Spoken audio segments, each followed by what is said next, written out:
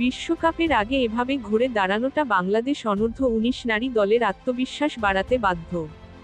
শ্রীলঙ্কা সফরে প্রথম 2 ম্যাচে স্বাগতিকদের সঙ্গে তেমন প্রতিদ্বন্দ্বিতা গড়ে তুলতে পারেনি বাংলাদেশ।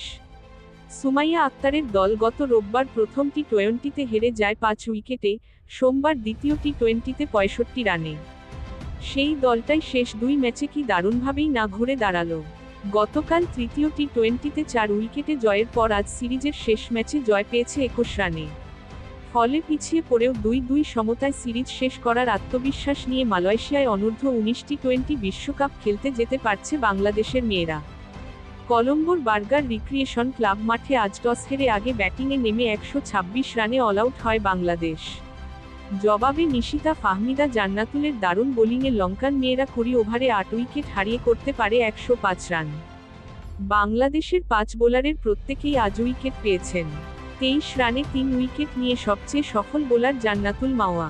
ফাহমিদা 6, ফারজানা ইয়াসমিন, নিশিতা আক্তার ও আনিসা আক্তার নিয়েছেন 1টি করে উইকেট। সবচেয়ে কিপটে ছিলেন নিশিতা, 4 ওভারে দিয়েছেন মাত্র 9 রান। ব্যাটারদের মধ্যেও আজ সবচেয়ে সফল জান্নাতুল। 7-এ নেমে করেছেন সর্বোচ্চ 24 রান।